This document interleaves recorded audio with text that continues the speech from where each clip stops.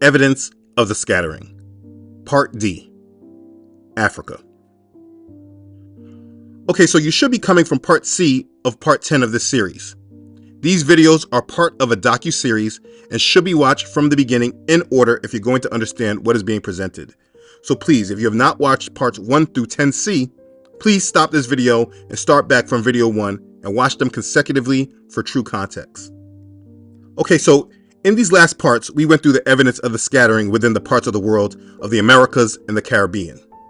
These are the same people of Israel and Judah taken and brought into the other nations to fulfill the prophecy of our scattering. I understand that some of this is hard to watch and it can trigger your emotions and certain traumas you might not have dealt with yet. But understand, in order to really get a sense of reality, it must all be brought out. I mean, it was hard for myself to make this part of the video, this part 10. Because a lot of the stuff that went on is quite evil. But I don't think the evidence of our scattering has really been made visible and clear for all to see.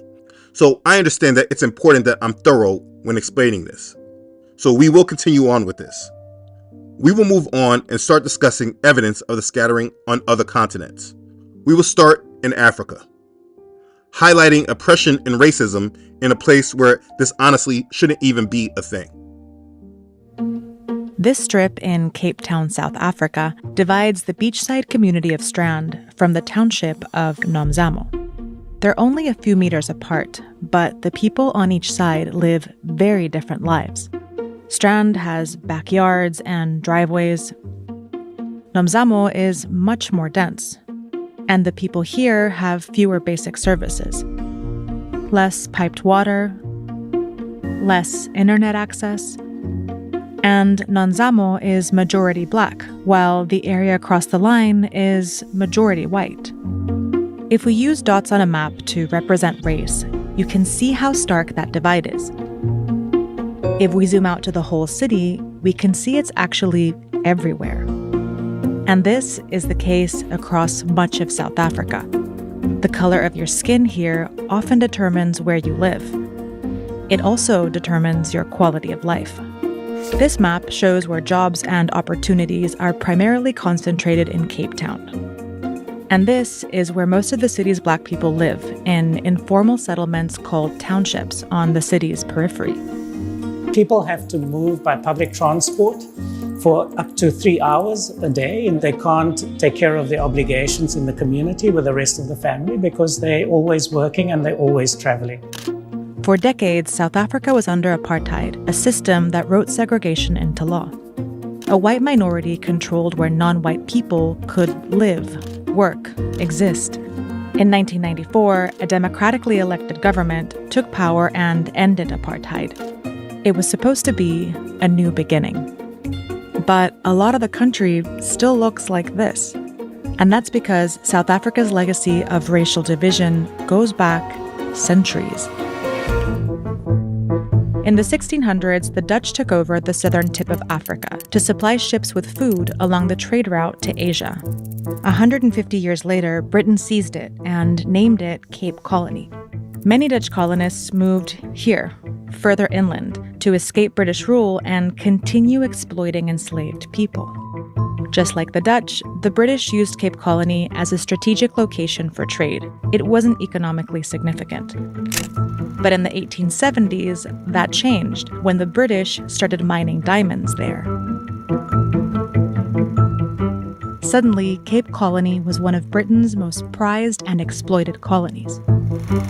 In order to get the diamonds out of the country, they built railways to connect the mines up here to the coast. The railways allowed the British to access a global diamond market through the port city of Cape Town.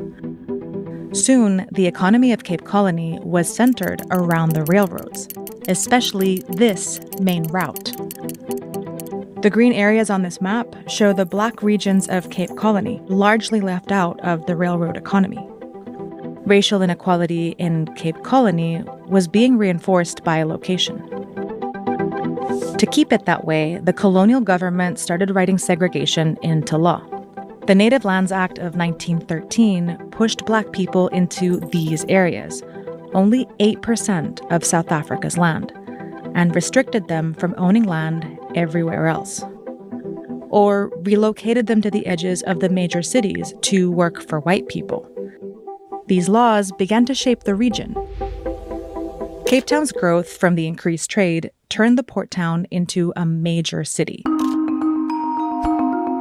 Many migrants from the rest of the colony and elsewhere moved here, to what was then the outskirts of Cape Town, where former enslaved people, merchants, artists, and immigrants were forming a neighborhood called District 6. As the city grew around District 6, so did the neighborhood. For decades, District 6 was a thriving, integrated community.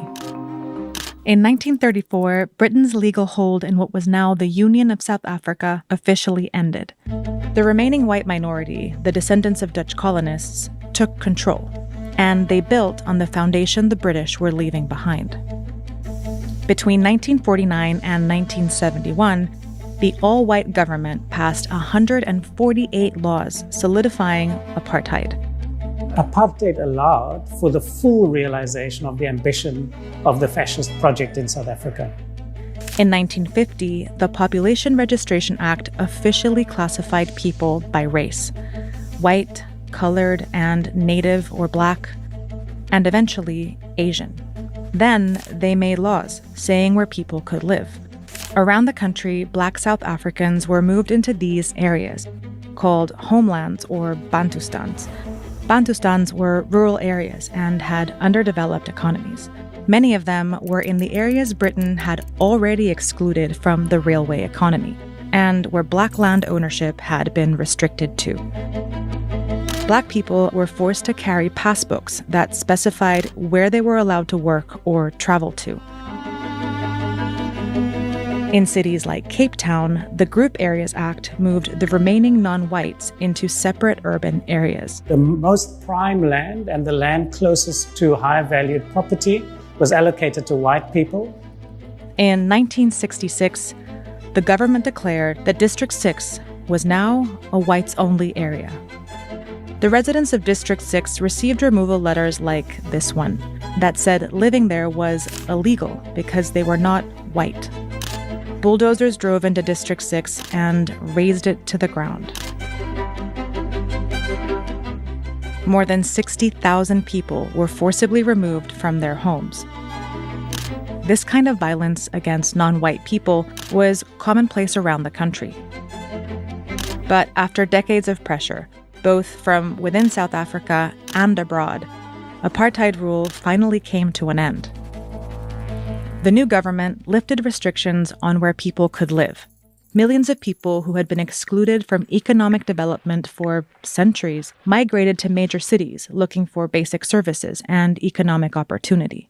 For any family with no prospect of employment, the most rational, logical choice to make is to migrate to an urban center. They settled where there was empty land, creating townships on the peripheries of major cities, like Cape Town. The government built millions of homes and expanded clean water and electricity. But it had a number of unforeseen consequences, the most important of which is that the only land that could be used for the public housing program was on the periphery of the city. And for that reason, a brilliant intention to overcome the apartheid legacy unintentionally reproduced the very same legacy it was trying to undo. Today, 60% of the mostly black population of Cape Town lives in these townships at the edge of the city. The thing is, Cape Town city center has land to develop, but because of its location, it's valuable. So it usually gets sold to private developers who build luxury apartments. Nearly $1 billion worth of them are going up by the coast. But right in the heart of Cape Town, by all the expensive developments, District 6 remains largely untouched. The story of Cape Town and South Africa's racial segregation starts far in the past, but it's very much entangled with the present. Apartheid and colonialism here are over, but many of the barriers they built have yet to be dismantled. The kind of psychic scars that's left on individuals and on communities, we haven't begun the work of saying, how do we live together, right? In the face of that history. And that's a brief introduction to a massive problem which exists in South Africa. South Africa should not be dealing with this, but it's because of the Israelites who migrated there and were taken as slaves there that the colonizers made sure that they took control over them because they had the spiritual authority to do so. This is a fact you cannot ever forget. These people look just like us in the United States. They are our kin. We are the same people with the same plight. Please know and understand that the same problems of racism that we deal with in the United States, they deal with in certain parts of Africa. And honestly, that should not make any sense to anyone. But it's the reality. Let's look at the history of it. South Africa's struggle to deal with its racist past may actually hold some very significant lessons for us here in the United States. This is a report by Deborah Patta. She's in Johannesburg, and she takes a look at how the nation faced the trauma and how it continues to tackle it moving forward. This is Constitutional Hill. It used to be a prison where former President Nelson Mandela was held during his treason trial. He believed that no one was born hating another person because of their race, and despite 27 years behind bars, he forgave his jailers and tried to reconcile this country after decades of brutality. This is what state-sanctioned police killings looked like under South Africa's racist regime. Known as the Trojan Horse Massacre, white policemen hid inside wooden crates and opened fire on unarmed protesters, killing 3 of them, the youngest, an 11-year-old boy. The incident was captured by CBS News in an age before cell phone cameras. This type of brutality was rarely caught on film. Which is why over 3 decades later, the police killing of George Floyd still takes an emotional toll on black South Africans who find themselves reliving the trauma of apartheid, which legalized systematic and violent racism. That system was eventually dismantled in 1994 through a negotiated settlement. Let freedom reign. Under former President Nelson Mandela, the country began a process of truth-telling in a bid to heal the wounds of its racist past. Thank you. You may be seated. For 7 years, the Truth and Reconciliation Commission was broadcast regularly on national television, led by Nobel Peace Laureate Archbishop Desmond Tutu, who spoke to 60 Minutes' Bob Simon. It's not easy to open wounds. It's very painful. But if you don't want them to fester, you must open them and cleanse them. So help me God. Thank you. You may be seated. Perpetrators like Dirk Coetzee, the leader of a state-sponsored death squad, were given amnesty in exchange for the truth. He told 60 Minutes how they routinely murdered black activists. You guys were playing God. We were God. They had pulled all his hair out. The survivors of these unspeakable atrocities were promised reparations. Then they went about cutting his fingers off. More than 21,000 victims testified. Even Tutu broke down and wept. Former anti-apartheid campaigner Reverend Frank Chikane nearly died after being poisoned by the apartheid government. He forgave his perpetrator. Bitterness destroys you. It doesn't destroy the person who caused you the pain. But he has not forgotten. Forgiving doesn't mean forgetting. The guy who tortured me is still the guy who tortured me. It doesn't change. But my attitude against him becomes completely different. The process was flawed. Many victims felt cheated out of justice, but it did open up a national dialogue in which white South Africans could no longer deny the crimes committed in their name. And 26 years later, race remains the enduring fault line of this country's discourse. We have more conversations about race. Race is a conversation that never ends in our country. Phatamedi Lebeya believes South Africans are better at talking about race than Americans, but reconciliation is hard if, like him, you live in a township where some residents still don't have electricity. How do you forgive if you're still hungry? There's still this thing that stands before me, this blackness that hinders me in everything I do. How do I then, even as a new generation, say, we forgave. He believes it's his blackness that hinders him. This is the lie that we were told and forced to believe. It's a lie used to cover up who we truly are and why they have been allowed to oppress us. But that's South Africa. I mean, honestly, think about it. This is Africa. How could there be racism in South Africa? This is not the colonizers' land.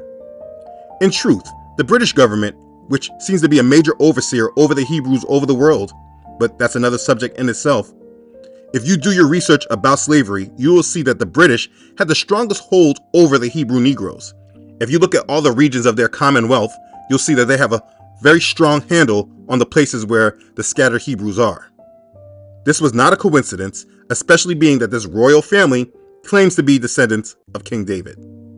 And then Mr. Armstrong went on to say this: I do not know whether the present generation of royal family know and believe it, but I've been informed that the royal family of 2 or 3 generations ago did know that the British sovereign is in fact a continuation of the dynasty of King David of ancient Israel. Now that's quite a statement to make. And on today's program, we're going to examine some critical history about the British throne that most people have long since forgotten. Oh, and trust and believe they do know. What better way of keeping their lie alive but by keeping control over the people that can prove their claim to be false? Anyways, the people in South Africa dealt with the same issues we have faced, and many of the people of South Africa look just like us in the United States and Caribbean. Not all, but a large percentage. Like Nelson Mandela, he's South African. He does not seem to share our heritage. He doesn't look anything like us. But that's what they do. They use certain Hamites tied to their Masonic cause to work against us. Because if you know anything about Nelson Mandela, you know he was a Freemason. That's him smiling right along with David Rockefeller. They use these men to work against us and tie us into their agendas. Anyways, these Hebrews spread down in this area from Angola and the Congo region, and they are still there to this day. But again, they share the same plight. Their plight in Angola and the Congo is the same thing. The humiliation and violence inflicted on Black Americans was mirrored in Africa. At the end of the 19th century, as Europe's powers scrambled for control of the continent's riches, the rights of the indigenous peoples were no impediment to their plans for conquest. The attitude of white people in all Europe was tabula rasa, terra incognita. Here is a place which is a sort of no man's land, and in other words, we can create our own states there, and we're going to bring order and civilize them. Always the word civilize was used. Whatever you were actually doing, whether you were shooting them, you were civilizing them. The vast majority of people thought they would need, at best, a paternalistic treatment, that they would need looking after, like children. After the Conference of Berlin in 1885, Europeans embarked on a continent-wide land grab. In less than 20 years, 90% of African territory would be placed under European colonial rule. One of the main beneficiaries was King Leopold II of Belgium. Aware of the vast fortune to be made, he persuaded Europe's powers to recognize his sovereignty over one of Africa's largest regions, the Congo. Here was this man who became King of Belgium in 1865 at the age of 30. Enormously shrewd, enormously greedy, enormously ambitious, and with an absolutely brilliant sense of public relations. He hired the explorer Henry Morton Stanley, the man who found Livingstone, to go to the Congo and essentially stake out this huge territory for him. Leopold got first the United States and then all the major nations of Western Europe to ratify his seizure of this enormous territory in the center of the continent. First, Leopold created a smokescreen, claiming that he wished to educate a savage people. They were all really fooled by Leopold because they took him at his word. They thought he was a sort of a man who's going to lose all his money in this crazy philanthropic venture.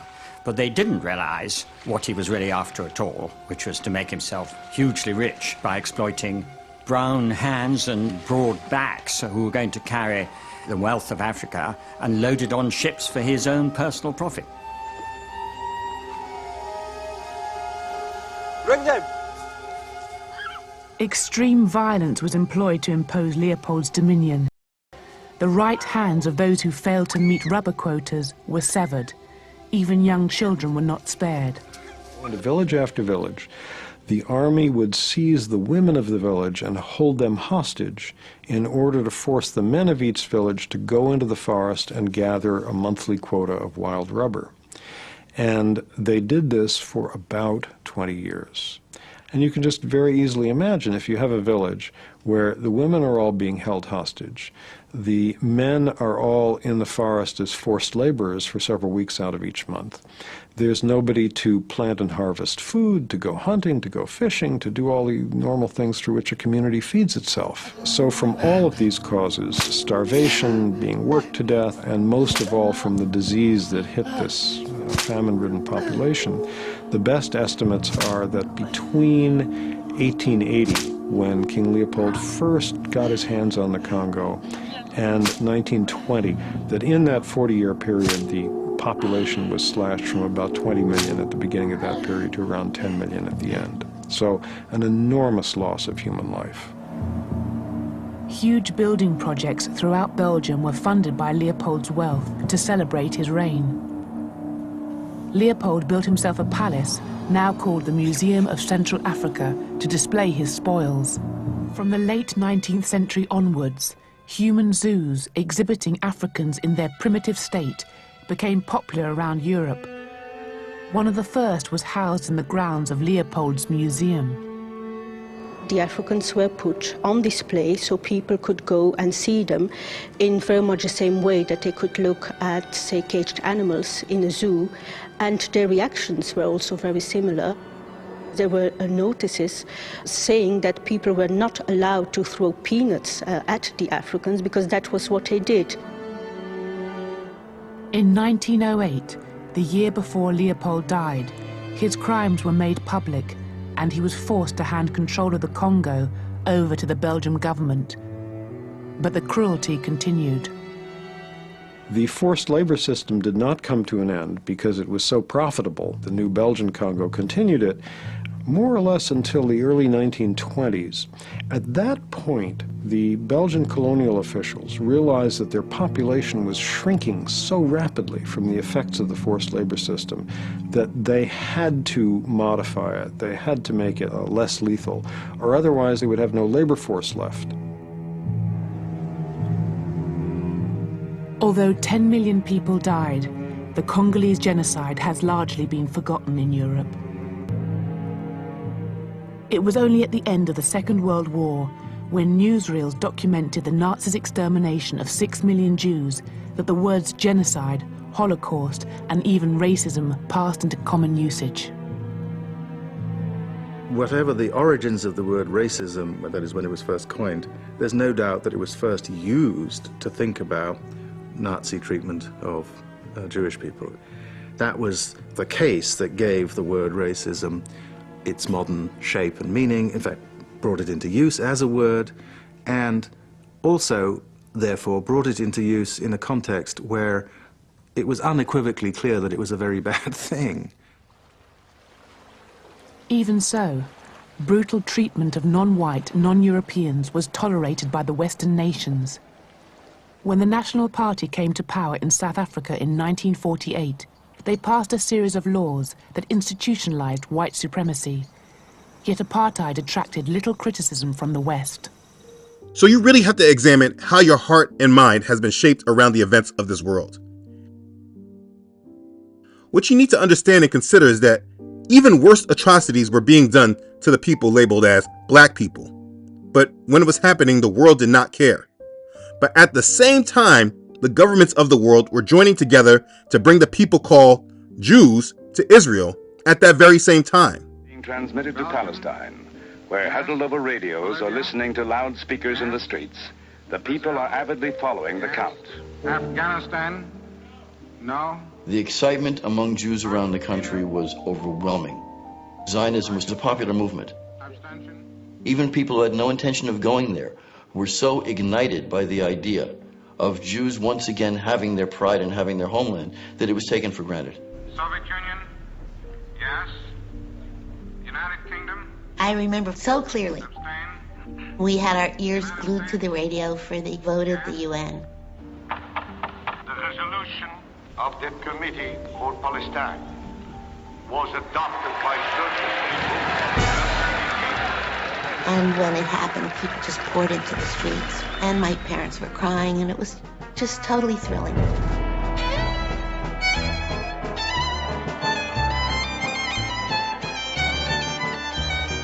There was so much excitement when the state was declared. For the first time, we would be able to be, we thought, in charge of our own destiny. If you believe in the validity of the scriptures, why would the world be doing something to support biblical people?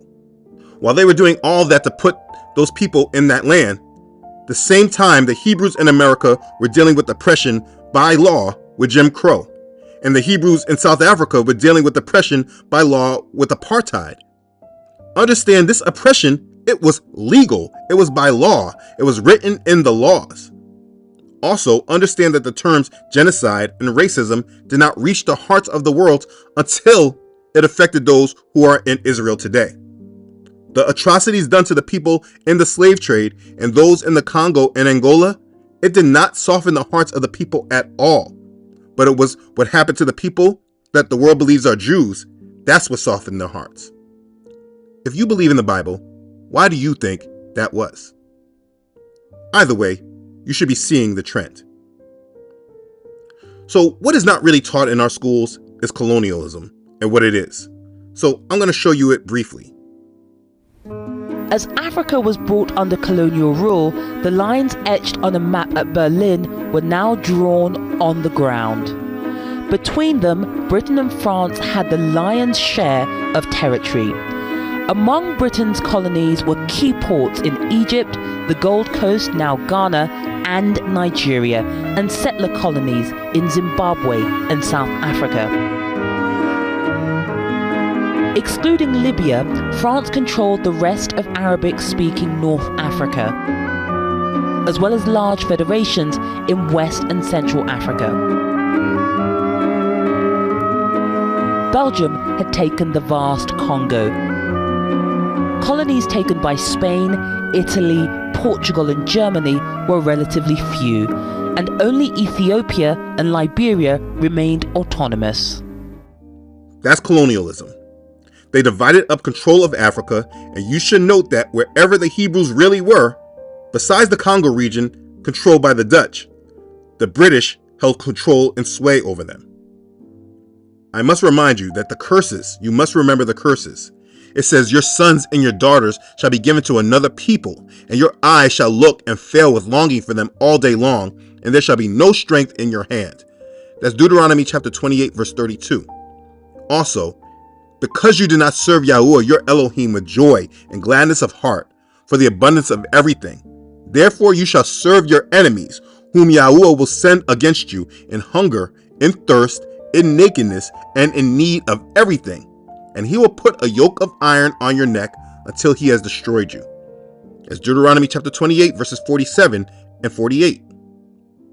This is all a repercussion for disobedience. And though, yes, it can be very difficult to watch and look at all this, when you truly come to understand what it is that is being shown here, it is at that time that you can truly be set free from the lies and walk in the truth. So that is evidence of the scattered in Africa. In this part, part D, we will stop here. And then in the next part, so that you can continue to understand our plight, what we will do is move on to the next region of the world, which is Asia. Click the link to the next video and let's talk some more. Be blessed. Hallelujah. Praise Yah. Okay, thanks again for watching. Again, thank you for your patience with getting this information out. If this is blessing you, please don't forget to share this with your family and your friends. This is part D of part 10 of this series. Click this link or just move on to the next video in the playlist. As always, I want to thank all those who donate and contribute to this ministry. This series would not be possible without your support. I thank you sincerely. Be blessed. Okay, thanks again everyone for watching. See you in the 5th part to part 10. I love you all.